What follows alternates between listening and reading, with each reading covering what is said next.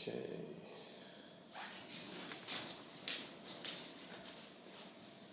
I think we're live. Here we go.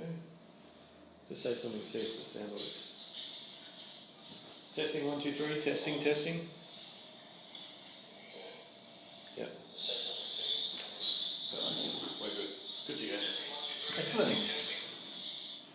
Well, thanks folks for the invite down, and hopefully I can share a bit of knowledge about web accessibility and look at making some of your Joomla sites a little more accessible for people with disabilities. But first off, accessibility is hard. Do you want to introduce yourself to the people on the Facebook feed? Sorry, I'm Ross. I run Can Access, which is a digital accessibility consultancy. We help make websites and web applications accessible for people with disabilities. So if you're using screen readers, voice magnification, voice dictation software, we issue advice and guidance to make those sites respond better. First off though, accessibility is quite hard. It's a complex topic full of contradictory technical statements. What might work in one browser and one assistive for technology combination might not work in another browser. And it's also an international best practice standard. So for W3c is the best practice web accessibility standard for making websites and apps accessible. It stands for Web Content Accessibility Guidelines. It's at version 2.1 at the moment, but we're just looking at version 2. What it is, it's a suite of technical standards and criteria. So if you're making up a website and you need it to be accessible for people with disabilities, so if they're vision impaired or they use other assistive technology, how you make it, the website means you can either make it very easy or very hard for a person with a disability to use. So W3c 2.0 has 3 compliance levels, which go from a single A up to a triple A. A single A is a basic level of accessibility support. It'll help some individuals, and the technical overhead for implementing it isn't that challenging. Up to a triple A, which is much more challenging implementing it on your website, but it means people who use your website with a range of impairments would be able to use it much easier. So it's reducing colours, reducing complex functionality. The sweet spot is AA. This is the compromise between effort and accessibility. So basically, governments and large organisations worldwide have actually worked out the W3c to AA is that sweet spot of adding technical standards into your website, which makes it accessible. As I mentioned earlier, it's a range of technical standards and testable statements. So 1.3.1 info and relationships. This is a level A criteria. And information structure and relationships are conveyed through presentation can be programmatically determined or are available in text. So, for example, if you have input to controls, make sure a label is associated. to that to control programmatically. So as a user is tabbing through a web page, when each of those controls receives a focus, the label is being programmatically associated, and the label will be announced through the screen reader. So if you have a date of birth field and a label on top which has a relationship with the foreign ID attributes, just so it's physically linked, as a screen reader reaches that, it'll read out a date of birth. Okay? Just to give a user a hint that as they're navigating through a web form, there's that label which they understand that, this is a date of birth field and I need to enter my date in this particular format. Joomla has a really good accessibility statement. Joomla means all together, inclusion is in our heart. A really good positive statement. However, the statement only concerns the framework and the back-end platform. So what that means is, when you're making up your own sites, Joomla enables you to make an accessible site, but it's basically up to you to understand and implement the accessibility guidelines in the right way. So you're basically stuck between a rock and a hard place. Joomla says, yes, we can make accessible sites and we can make your sites accessible, but you need to do it. So a nice statement, but pretty much the onus falls on you to implement it in the right way. But there's many ways in which a site can be made accessible. These are my 4 key takeaway points. These are, I'd say, core concepts for making your Joomla sites accessible. So, creating a document structure, adding alt attributes to images, so choosing the correct colour contrast, and providing correct link text. A document structure means using heading elements the right way. And they provide a hierarchy, basically an invisible skeleton to the web page for people who are navigating it with a screen reader. So within screen readers, you can navigate a web page, a hierarchy, without having to necessarily step through a page. So on my site, I've got a H1 heading, which is talk to the web accessibility experts, followed by H2, which is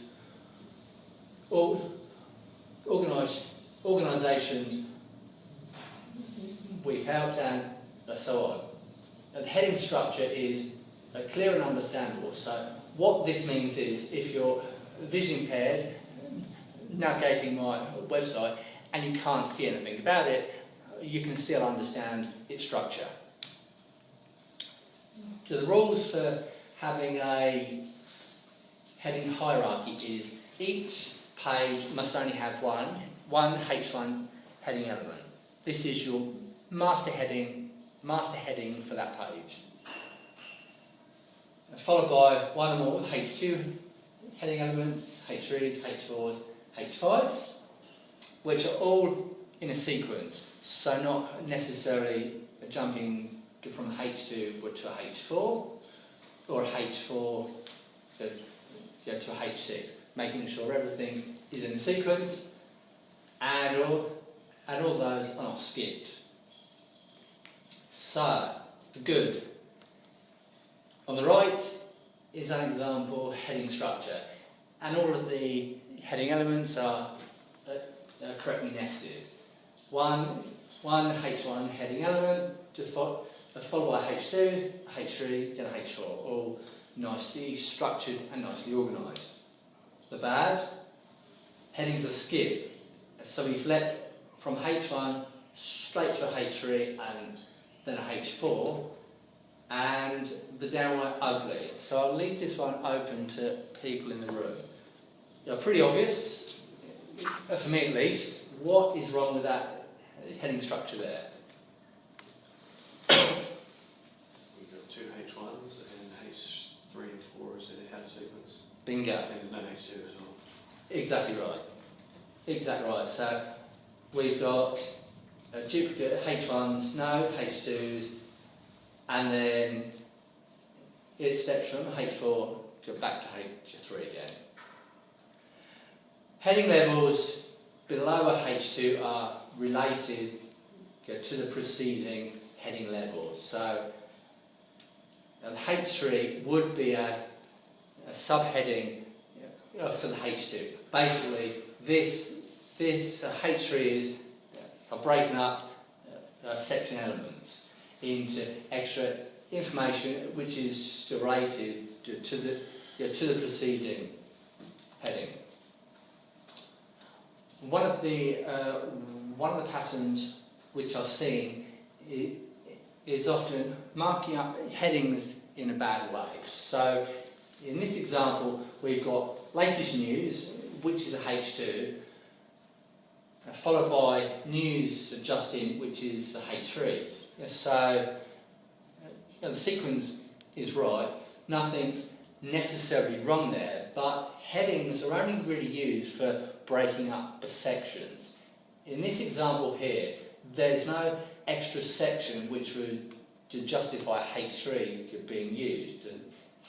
So in this example, while semantically it's right and also syntactically it's right, logically it's wrong, because H2 is the news just in, and that extra bit beneath should be marked up as just a div within the H2 element. So latest news just in, news just in is still part of the latest news section. It's not introducing extra content. Sometimes though, you may want to hide headings, and in this instance we use CSS. A display none works well, however it works a little too well, because if we use these CSS properties, display none, visibility hidden, we will hide the content visually and also for the screen reader. So what it means is an individual using a screen reader won't be able to understand a heading structure as we've hidden it for everyone. So even though we talk about hiding content visually, what we're actually meaning is positioning it off screen. So visually it's not shown, but it's not hiding it as such. It's just you're placing it off screen. So what this means is a screen reader user can still understand the heading structure, even though it may not be marked up and visible on the page. If they're using a screen reader, they can still understand it. So in this example, we have introduced a class of SR hidden, screen or read hidden. We've positioned it negative left 10,000 pixels, which is moving it off the visible screen, and it has a height of 1 and a width of 1. So when we now wrap a heading structure with this CSS property, it's now physically moved it all off screen. It's still there and it's still visible for the screen reader user, but visually on screen, it's not there. One of the most popular and often repeated web accessibility statements is all images should have alt text, and this isn't necessarily correct. What this ought to say is all images should have alt attributes.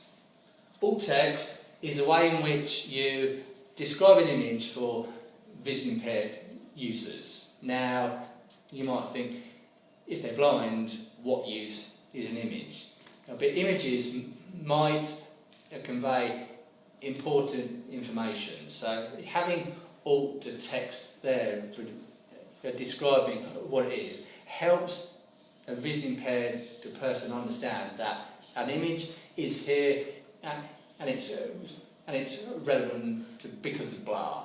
So if you had an image of a car, rather than just using a literal description, a car, which isn't necessarily helpful, you would provide a much more a descriptive for text.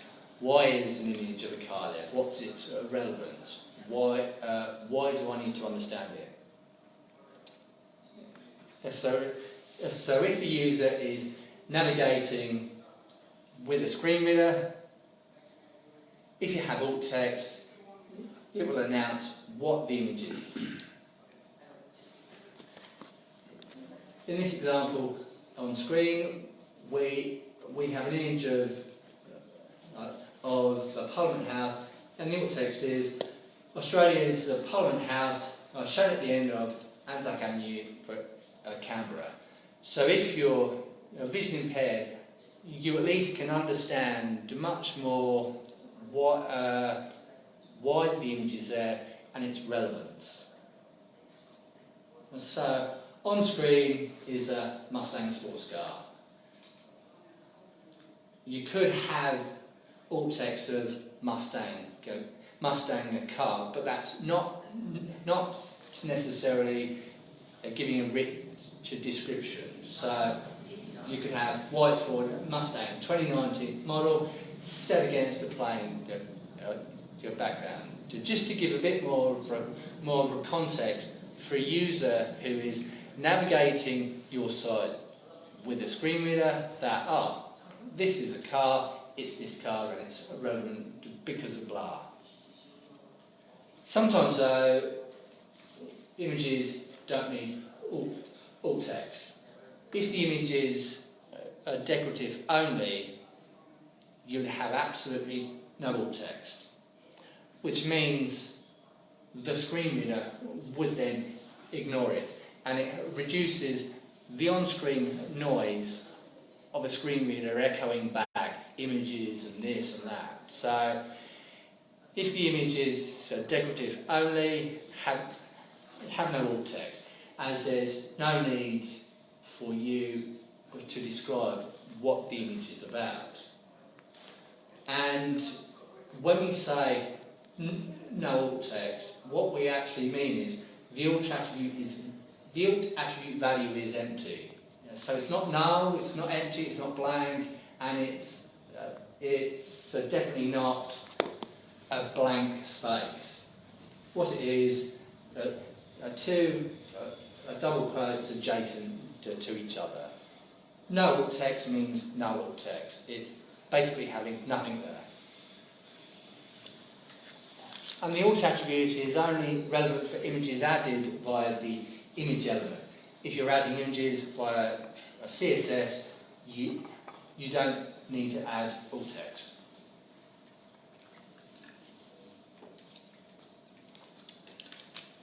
Point 2 is we need to make sure a sufficient colour contrast exists between background colour and foreground text.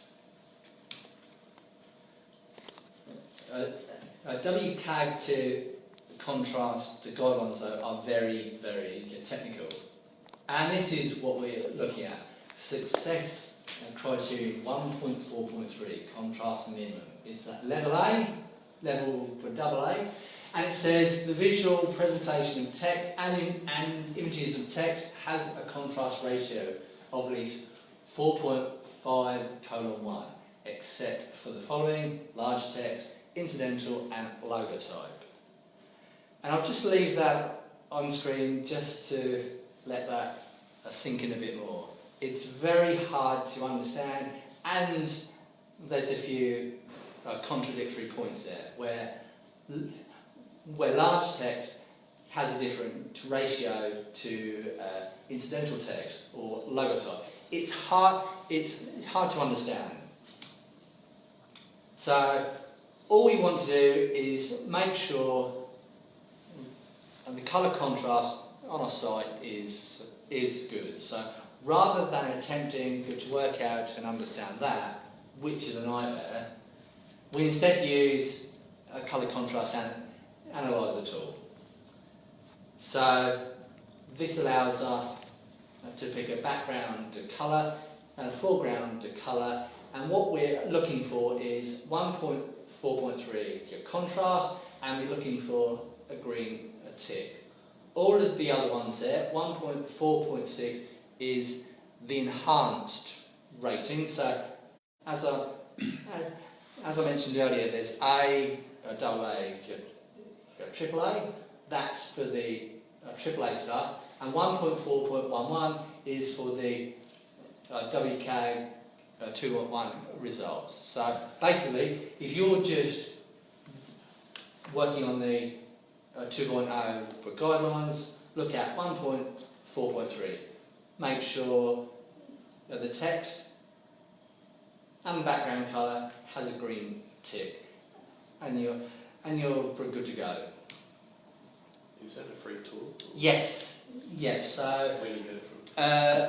that's from the Pacello group, and I've also provided a link on the GitHub notes. So when this ends, is a GitHub the URL, which should have a link straight to that. But I can step through afterwards and download it again.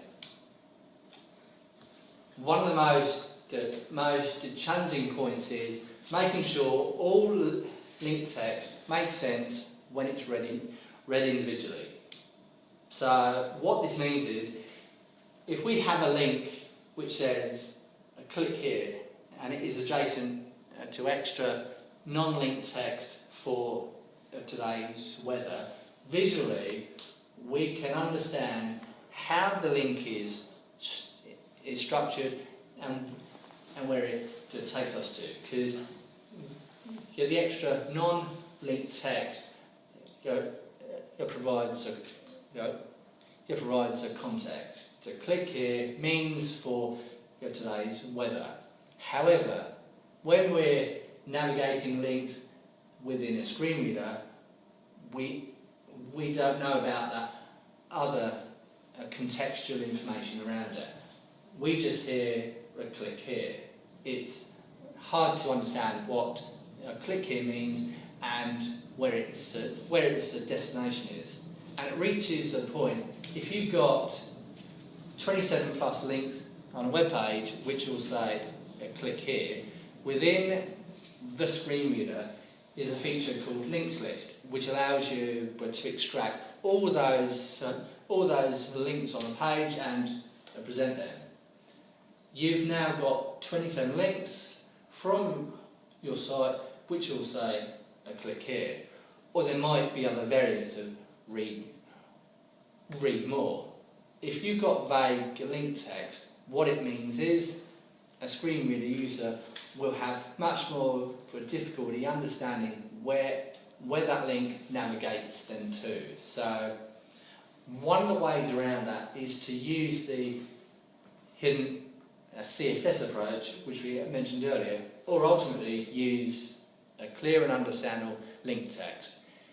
If you think your link text might be hard to understand, read it out loud outside of a website. So if it's a click here for more information, if the link text alone is a click here, that's possibly not a good choice of link text. But sometimes it's not always possible to add more descriptive text to links. So in this case, as I mentioned earlier, we can use the hidden CSS trick.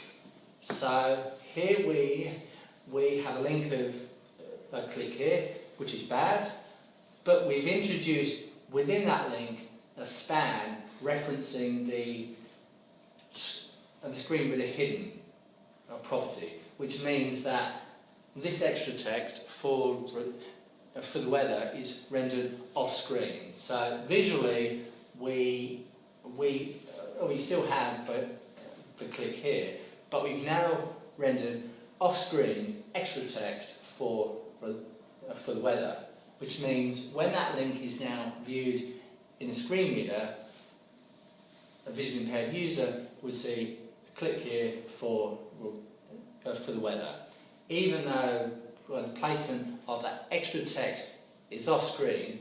As the link is extracted into the screen reader links list, it's reassembled and stripped of all of the CSS. Another approach is to use an Aria label attribute. Aria is really a powerful way of providing extra information of the screen reader users. In this example, we still have the click here link, which is bad, but we've introduced an Aria label attribute now, which has a value of a click here for the weather. So visually, on the page is a click here, but when they access it in a screen reader, that a click here for text is ignored and instead replaced with the click here for the weather. It provides us an opportunity of providing better, clearer link text without necessarily having to restructure our sites. The downside though is Aria attributes are not universally supported through browsers or assistive technology. So Aria labels got a pretty good compatibility though. So this is a suitable alternative to this. Both work, but that's the neater option, I guess.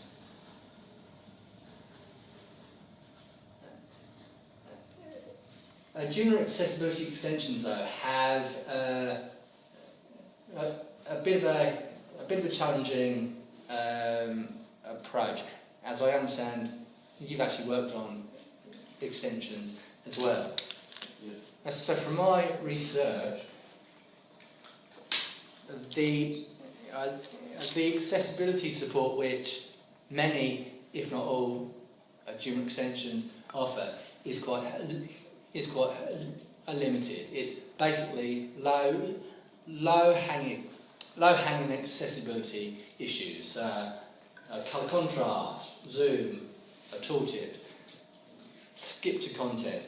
These are very, very basic accessibility issues. So even though an extension might say, we will make your website WCAG2 compliant, approach it with extreme caution, because many of the accessibility problems addressed by extensions can be fixed easily by editing your HTML or your style sheets. If you use an accessibility extension, it would add to the bloat of the code base, and the support is really, really quite limited. It's not necessarily of no benefit, but I'd say it's got a very narrow window of help. So my actual thoughts are all of the accessibility issues can be fixed by just working on the HTML and the CSS rather than using an extension straight away. As I've said, it's often superficial accessibility fixes. The vendor might not necessarily understand accessibility compliance, so they're adding things which might work or might be right, but often might not be right, and it also adds to bloated code. So what I would suggest, look at making very small incremental but changes in your website over weeks and months. Accessibility is often described as a journey rather than an end state. So if you're attempting to be 100% accessible, you will never reach it. It's about adding more and more techniques over time which raise the accessibility of your site. There will always be individuals who will struggle with navigating your site, but by adding more accessibility techniques over and over again, it's just lifting up that support for people who need it the most. And that's it. So if you navigate to the GitHub directory, so github.com/can access the presentations and navigate to the Joomla User Group Sydney directory, there's a list of demos there with many of the examples I've outlined, and there's links to the free screen reader MVGTA, links to the colour contrast analyzer, and I think one other link which escapes me, and also a link to the slides as well. So that is a very short intro to accessibility, but hopefully with the cards and the slides, it may encourage you. But I think, yeah, I can do this. I can add a little bit more support over time. So thank you. And does anyone have any questions? Sure. So is there any SEO benefits of implementing some of these accessibility features? Yes. So like a good document structure. Google looks favourably on a good semantic markup. So alt to text and images. So, a good structure, and of course avoiding keyword stuffing, basic stuff, but with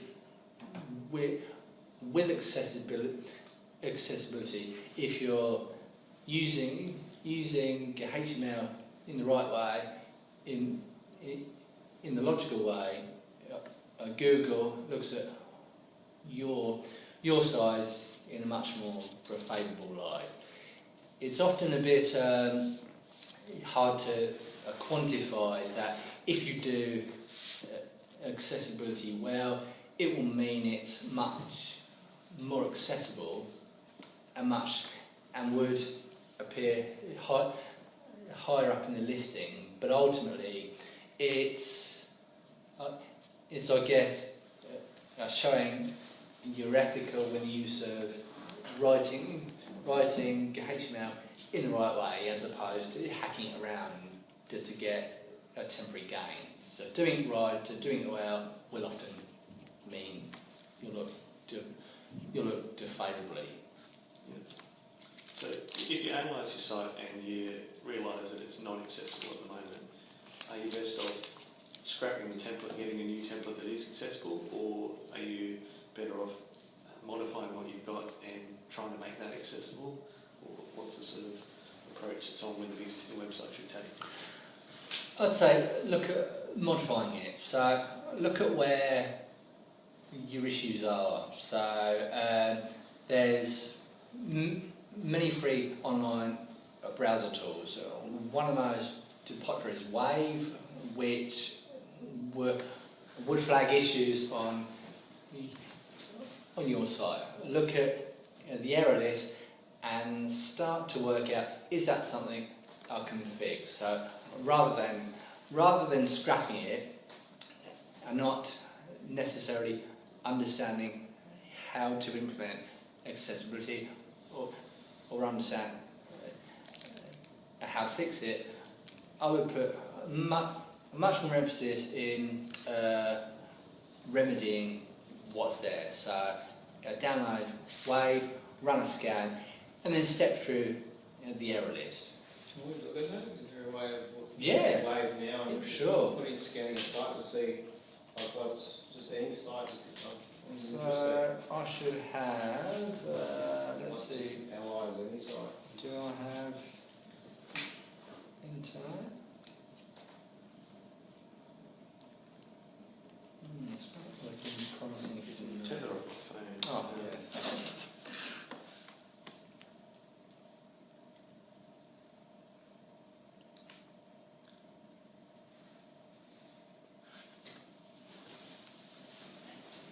I could use one as well.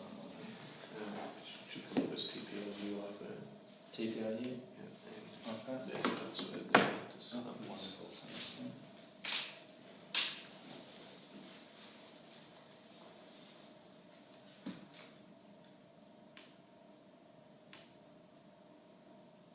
Let's see. Alright, so if we type in Wave accessibility, this will take us to the top link, and I'm using Chrome at the moment. So I want to go to the browser extension, and I want to get the Chrome extension.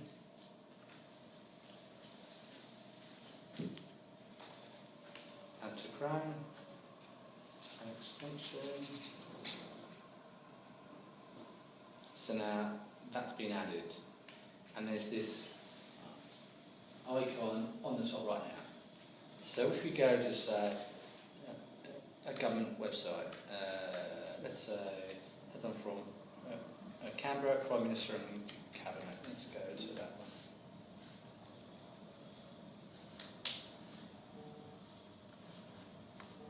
So now that's the website, and if we click Wave on the left, this will show errors, alerts, and other things. So if we look at the errors, let's go to there. So one, linked image missing alternate text.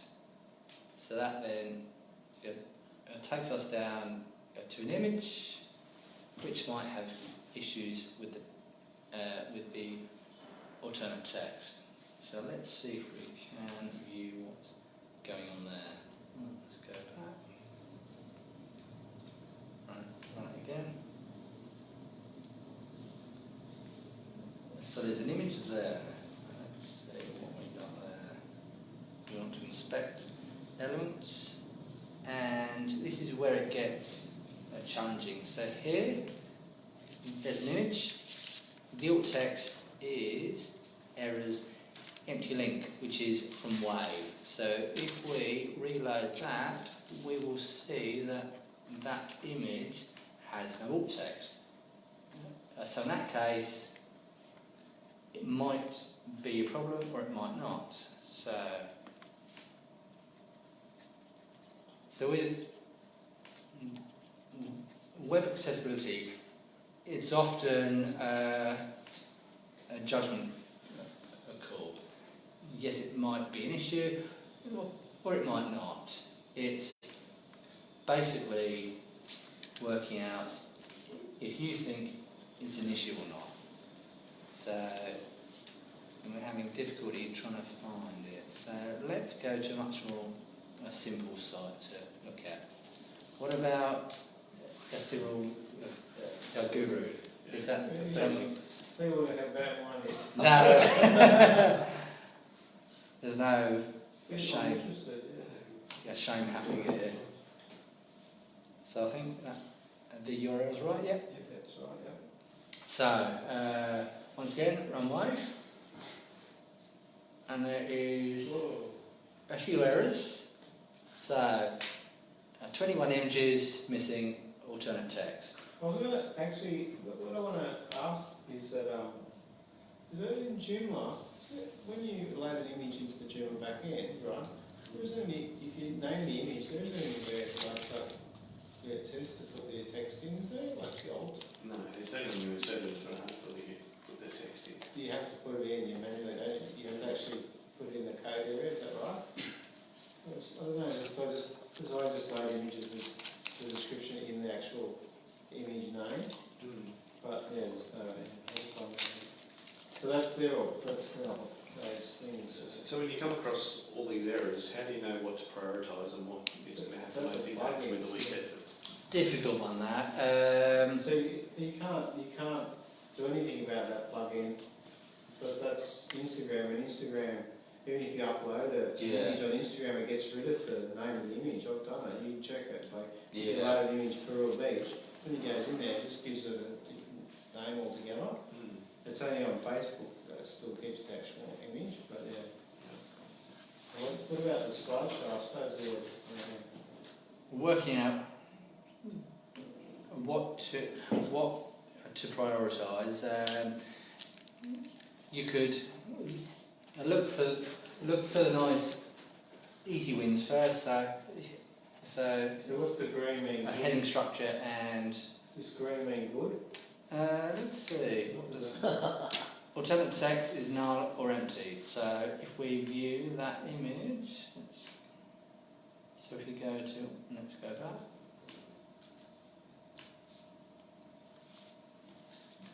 So activate wave again. So green. Alt text is null or empty.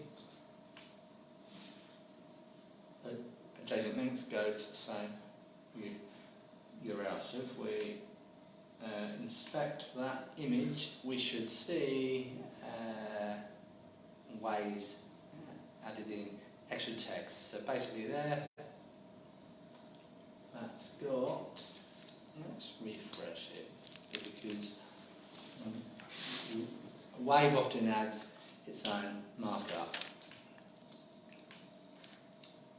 So it's got an alt attribute, but no alt text. But it might be that it is a descriptive image which doesn't necessarily need text. It's coffee, I just call it coffee. Yeah, I don't know. Yeah. So other things are looking at the heading structure. Is there one? There's a H2. And then it's just stepping through what's an issue versus what's not an issue. So errors I'd fix, alerts I'd necessarily ignore, and everything else ignore for now. Look at fixing the errors first and then progress from there. Another website tester tool is the W3c Validator. So this allows you to check your markup. So whether you're using correct valid HTML markup.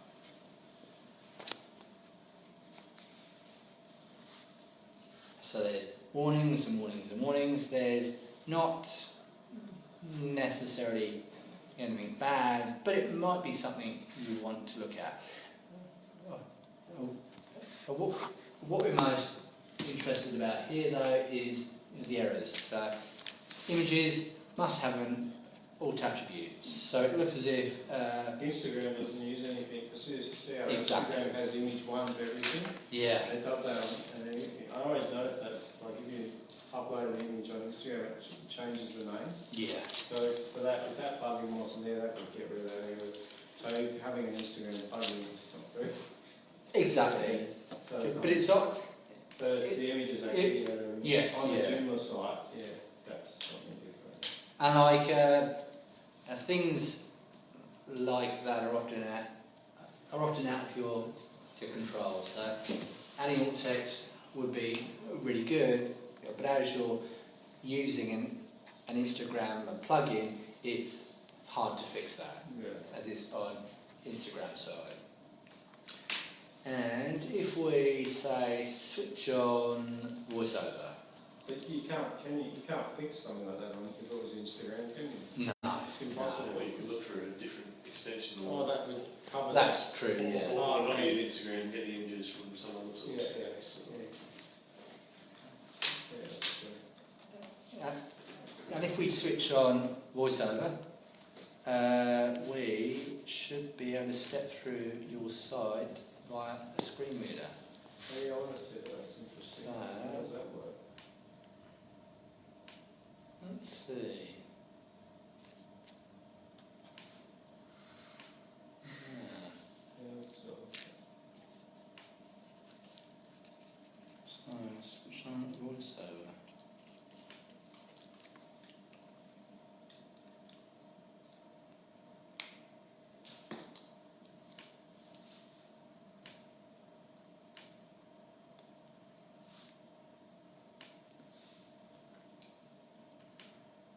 Now this is one thing I've not activated on this previously, so let's turn on voiceover on Mac. My other laptop is a Windows machine, so press the command F5, then hold down.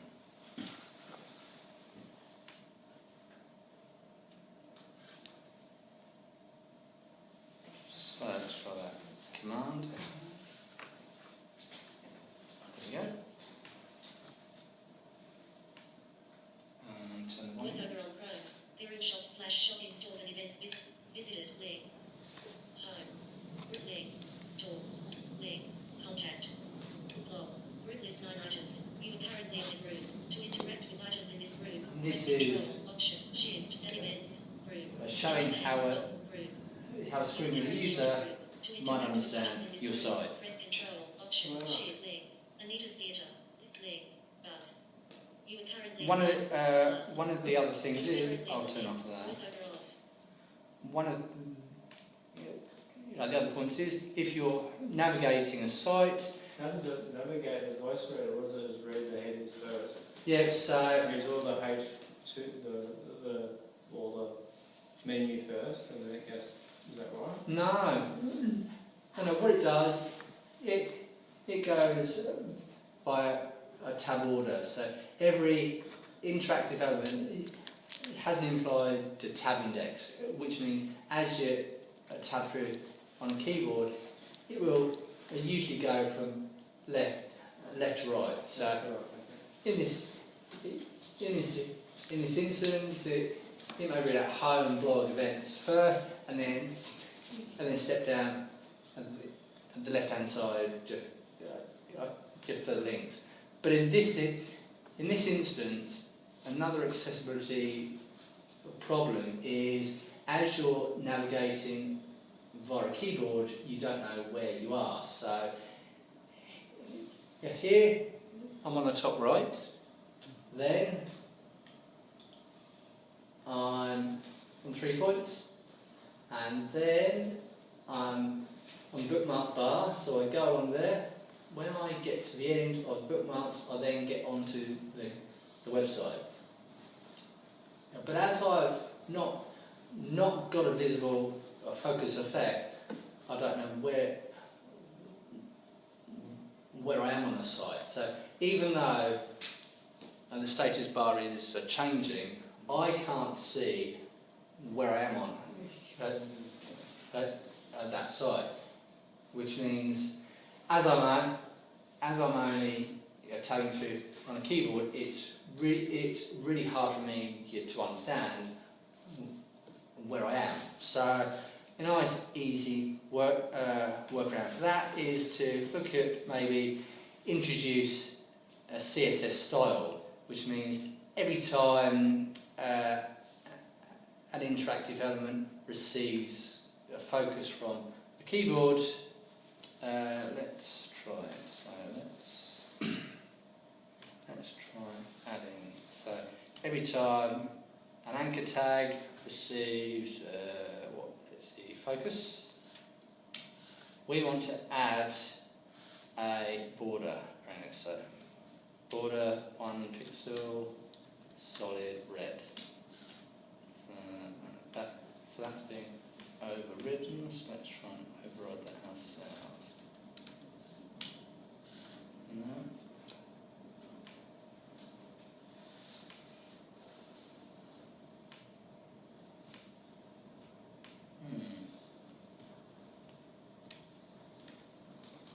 Well, let's just add a bookmarklet. So JavaScript bookmarklet link highlighter.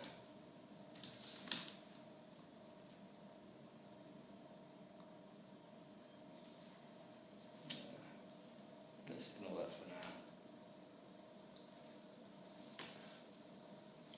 So in this instance, as we're navigating solely via the keyboard, we could introduce a link focus effect that whenever links or input elements or anything interactive receives a keyboard to focus, it's now got a visible focus indicator. So let's try and add that again. So if we attempt to add a CSS property there, let's see, so we want to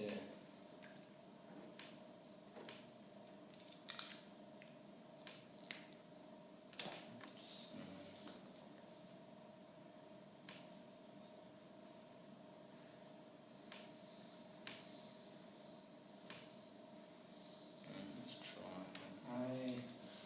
And let's try this again, focus. Let's try and get something happening border.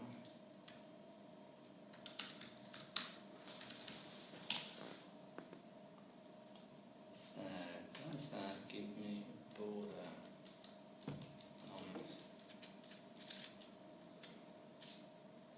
No.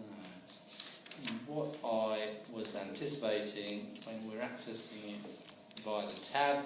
There we go. So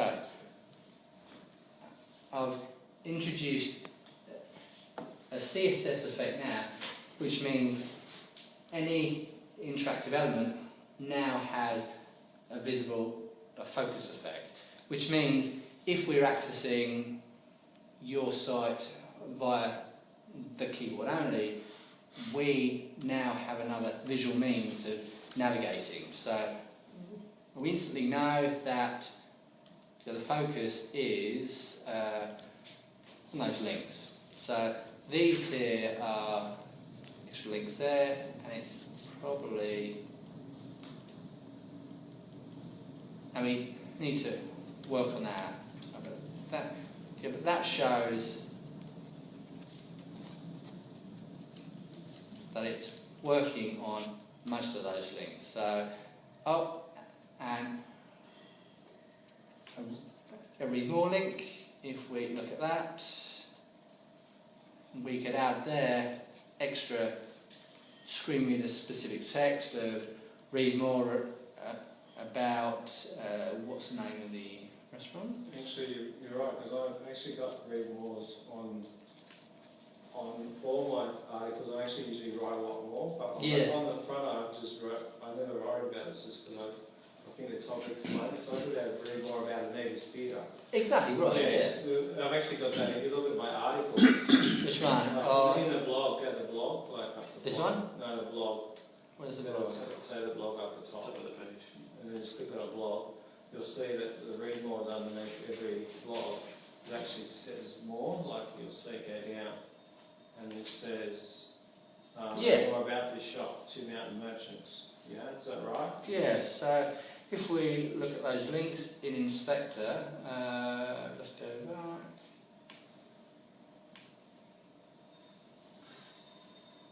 So yeah, excellent. That's really, really good. Yeah, yeah. Yeah. So read more about a shop insight, which just means if a user's accessing a site via a screen reader, it's that richer context of saying, read more about blah, as opposed to just Very well. read more. Yeah. So on the front page, if Joomla allowed it, you could add the extra Aria label attribute, which would have hidden text of read more about blah, but visually nothing would alter.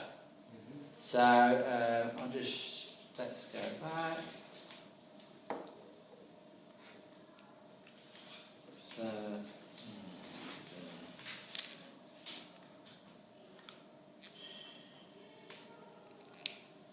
So if we inspect that, and we could add in the attribute there. Read more about cafes in Ferrol. That's what. Yeah. Yeah. So we could add Aria label and read more about cafes in Ferrol. Which means now, visually, nothing's altered still. It's still read more, but as we now hover over it, there's this Aria label, which is read more about cafes in Ferrol, which means it's a bit more contextual. Yeah. Cool.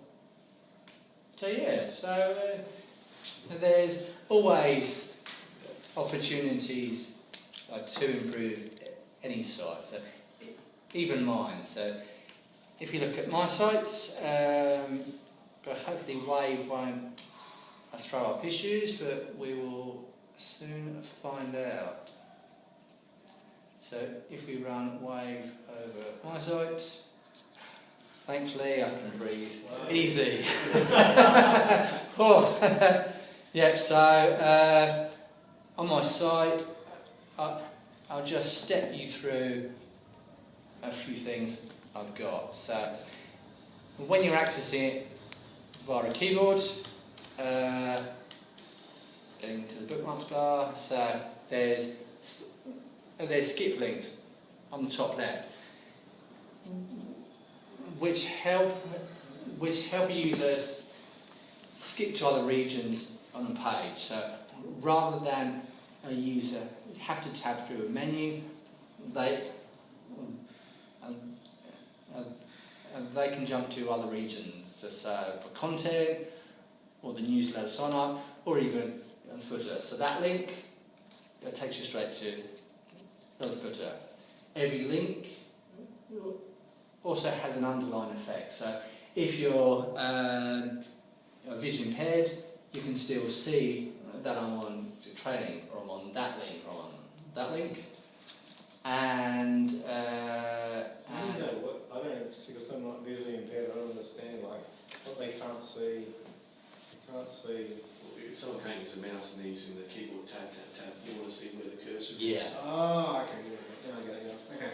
Right. And I guess Yeah, I just couldn't understand how they're doing it. Yeah. it's a range of vision loss. So permanently blind, colour blindness needs to zoom in, or if you're just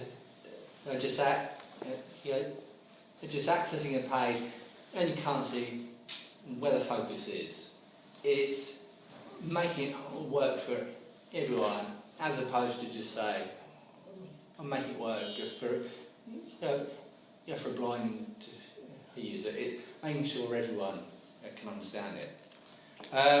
One other approach as well, on a contact form, if nothing's filled in, having a validation summary indicating what the errors were, and also highlighting in-error fields. So having an emphasised border, which also has a colour change. And so there's lots of small tweaks. And if I go back to the home page, I'll just show you with the images here. If we look at one of the images, they should have, let's see, so within each of this, so uniting, basically giving a description of what that image is. But in hindsight, uniting might be vague, so we could add extra descriptive for check, extra descriptive text, uniting New South Wales website, or another one could be, let's see, one for the ACT to government, ACT to government, or ACT to government website. It's just that richer contextual understanding that a user navigating the website in a non-visual way, you can understand, that's an image of blah, and it's relevant because of blah. Are they actually links, those, or are they just logos? Those are just logos. Yeah. Yeah, so every link has two actual focus states. So it's got a colour highlight and an underline, which means if a user's vision impaired, I'm not just showing them an active link via a colour change only, but it's a colour change and it's an underline as well. So even though they might have a range of colour impairments which stop them being able to see or discern the blue, they can still tell that as they're on an active link, it's underlined as well. So it's a colour change and also a text change as well. And then one of the other bones of contention in the web accessibility world is how to present links so visually. Would you have all links on a page underlined as standard, or would you have them not underlined as standard? I've gone for all links on a page not being underlined as standard, but then when they receive a focus, an underline appears. But I've been reading up, and the school of thought is make sure every link is underlined as standard, because if you go to let's see, text-rich pages, if you look for links, or if there is a link there, it's hard to understand where a link is until you reach the actual link part. So that is a possible improvement. So here, everything here is a link, but potentially it's hard to understand that links are shown in bold. So one of the updates may be of replacing all links with an underline as well. But it's introducing more and more accessibility over time. So rather than wanting an end goal of 100% accessibility, it's just adding small stuff regularly. So fixing up images might be your first step, then the headings might be the next step, then the links. And so over time you're building on that accessibility support. So yeah, so hopefully that helped everyone in the room with understanding a bit more accessibility, and I look forward to seeing the Ethereal Guru website now emblazoned with all these extra attributes. The video, is the video part, is that something, is that art, did we touch on it or not? No, but they're just free information cards which help. Each of the information cards goes to a companion website which explains bits. Each one of those is a link which explains why each of the points is relevant, and it also has links to relevant criteria as well. And there are some stickers available, so if you want any more than the ones here, you're welcome to sign up, and I can stick some in the post. Yes, You're saying this is a free software you can access? No. We do website auditing, so making sure the website follows accessibility guidelines. So we're a service, as opposed to offering a platform. So traditionally, organisations might want their website to be accessible. They would contract us to look at it and say, you need to have the headings fixed up here. You need to add link text here, images here and here. That sort of advisory role over time. Of saying, if you do more, it means you can reach more customers, more staff, more users. So sorry, you your question. Can I ask a question? Or Yeah. You finished? Well, when's the best time to do this work? I presume at the beginning of the project. Yes. Yeah, but don't let that put you off those. It's ultimately fixing stuff is always best done right at the very start. But we would look at your site, run a web accessibility audit over it, and we would outline issues which we would also prioritise for you to fix. So yes, the best approach is right at the very start, but 90% of the world's websites are existing, and it's just retro fitting stuff back. And then hopefully, when there is a next iteration of the website, all your knowledge is there. Everything. Headings. I need to do this, or images. I need to add this attribute. So yeah, it's retro. Retro. If you're fitting your website with accessibility, is often the traditional way of fixing up stuff.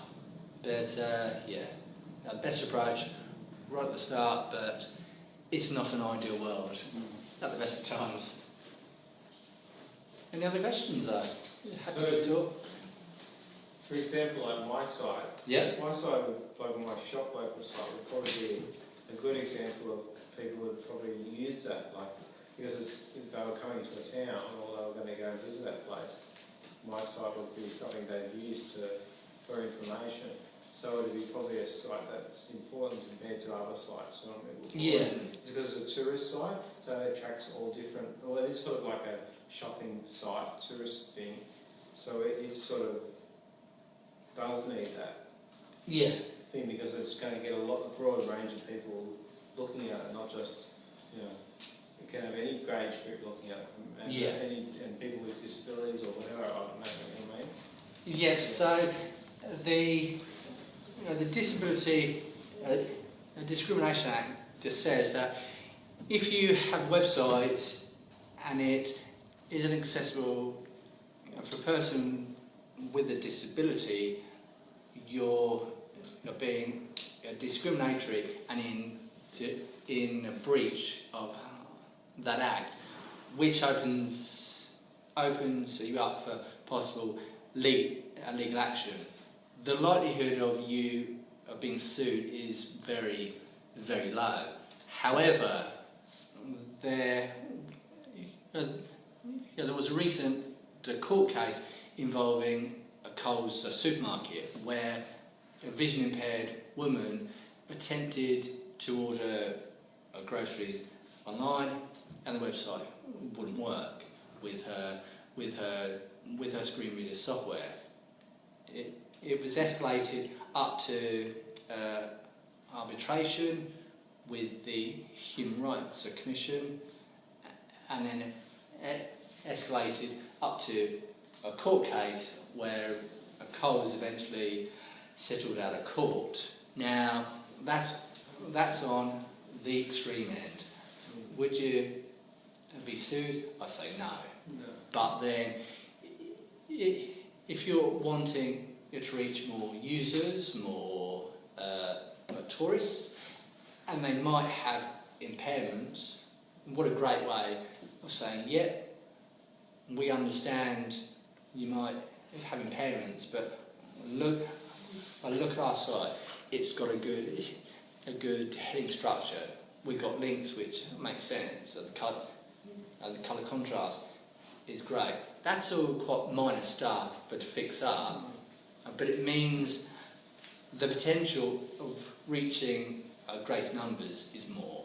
So rather than just looking at it at a thing like I must do it, look at it as a way of thinking my site's really good now, but if I did this small extra stuff, imagine if I could reach more who are blind. Yes, I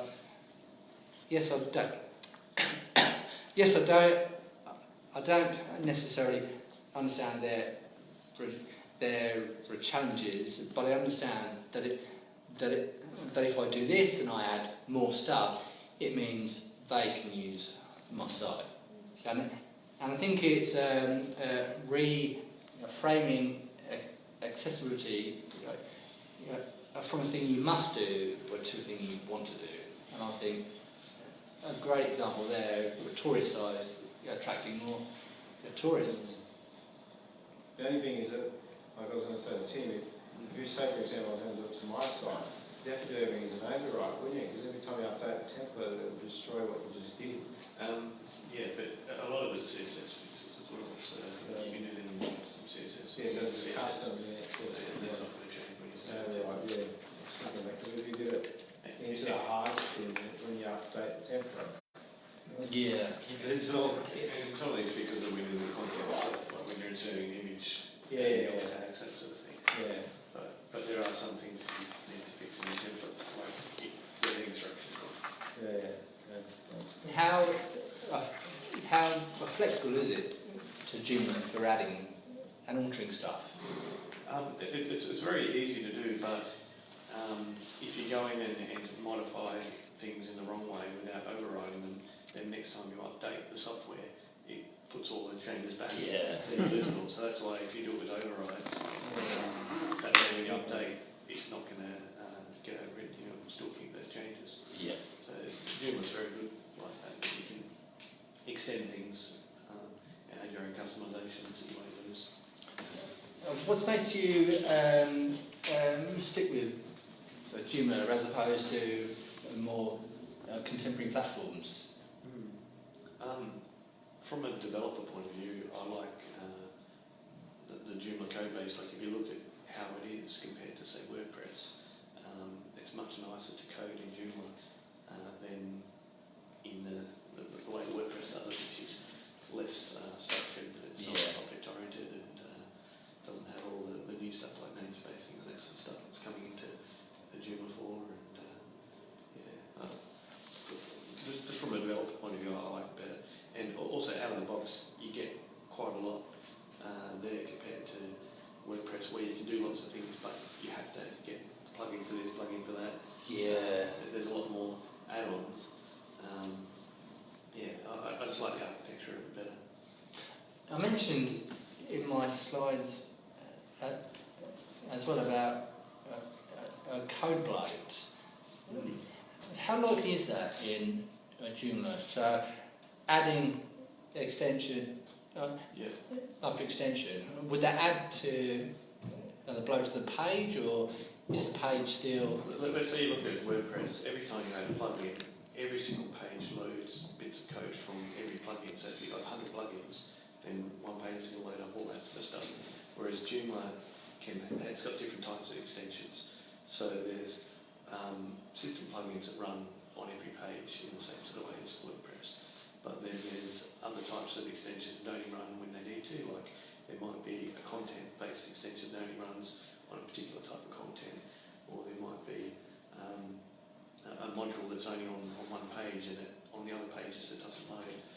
And it's a lot more selective in what loads. Oh, okay. And so with the with extension running, would it add to other files being pulled down, or is it depends on server-side rendered? Yeah, like a lot of extensions bring in their own CSS files, Yeah. their own JavaScript files, all that sort of stuff, and some of them then load up third-party libraries, jQuery, and all sorts of things. And so depending on how well the extension is written and what it's trying to do, it may pull in a whole lot of other files as well. So that can definitely add to bloat. Yeah. But the template is probably the biggest area of bloat on a typical site. And some templates are written really well, and some are written not so well. Yes. Yeah. A lot of the template clubs, they build it in a way that's easier for them to develop and release new versions and have more products.